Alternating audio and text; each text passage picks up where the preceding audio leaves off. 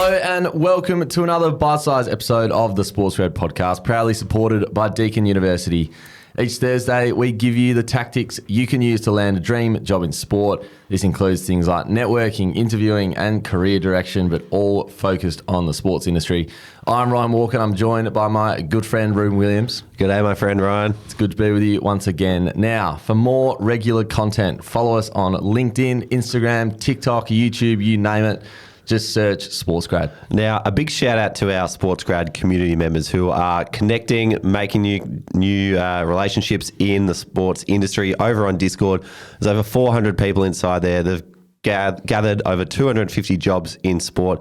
It's a phenomenal place. If you want to get involved and start lapping up some of the successes of those people, then jump into the community. sportsgrad.com.au/community is where you can join. So head over there and get involved. Fantastic. Now, today, Ryan, we are talking about jobs in member and fan services roles. And to help us with that, we've called on one of our SportsGrad community members, Cooper Irwin, who has just started as a member and fan services officer at the Collingwood Football Club, probably the biggest football club in Australia. So, to run through this, we've got his help. Now, Ryan, why are these jobs important? Great to get a hand from Coops. Recent superstar of Collingwood and a SportsGrad member, so it's great to hear from him. Now, member and fan service jobs. Now, fans are the backbone of sport. We know that. They're the backbone of sporting clubs, organisations, whoever it might be. If there wasn't fans, we wouldn't have a game.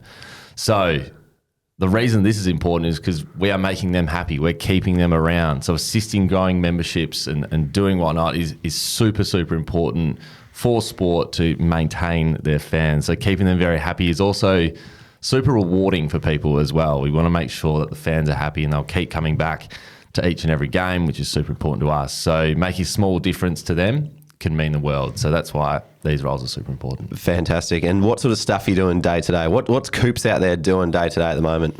Yeah, so he's making sure that they're happy first and foremost, and doing that from inbound and outbound calling, making sure that they're maintaining their membership, they're buying their tickets, they're sticking around, you're listening to their questions or qualms. A lot of member and fan service jobs will involve some sort of conversation with the fans and the members, making sure that, their voice is heard. But maintaining member numbers, that's probably number one. So ensuring that members that were a part of the club last year are coming back the next year, but also trying to find and unlock those new pockets of fans out there that might not have been a member before, but they want them to become one now and grow that member base. Fantastic. No wonder the MCG gets filled by Collingwood fans every single week. It's the fan and member service officers that are right behind it. Absolutely. Now tell us, who do you work with when you're in this type of job? Yeah, so the memberships team is interlocked with all areas of the business, both internally and externally.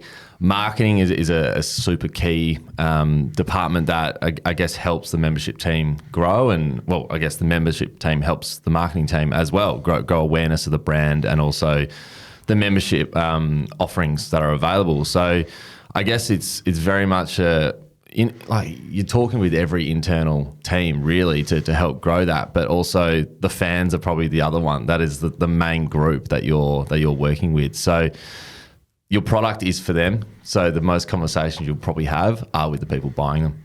I remember having a conversation with one of the equivalent people at the Hawthorn Football Club who called me up halfway through the year and said, "Hey, Ruben, just letting you know, you haven't renewed your membership yet. Would you like to sign on again?" I said, "Yes, absolutely. Thank you for calling me." So yeah, though I've been privy to those conversations as well. They do a great job. They do. Now, where do you do this type of job?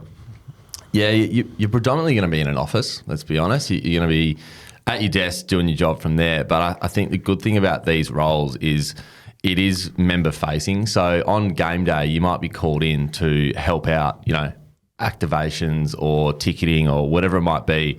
You will have a touch point with the game. So it's a good job in that you get a bit of a balance of what you're doing. You're working pretty hard during the week, but also you get to experience it on the ground as well on game day. Yeah, I always walk past the membership tent on my way to entering the ground, and I see a few of the membership department there just handing out memberships for people who haven't collected it yet or signing up new people on the day. So you get a bit of everything in and out of the office. Yeah. Now, what are some of the key skills that you need to do this job? Yeah, so Coops is he's put down 3 here, and it's one is communication, which I think is super critical here. Second is customer service, being able to solve those problems, and I guess just have a conversation with someone and not sort of get overwhelmed by it. But also, third one is confidence, being able to get out there and be confident in what you're selling, essentially. Have conversations and know what what can you offer and what can you actually do for that customer. So communication, customer service and confidence. Fantastic. And if people like the sound of this, how can they get that job? Yeah, I think it's not a job that you absolutely need a degree for. You just need to be able to speak to people and build relationships. And also, I think you got to be pretty passionate as well. Like member and fan services, like it can be really, really, really rewarding at times, but it can be tough at times as well. So you got to be, I guess, passionate about what you're doing and where you want to get to.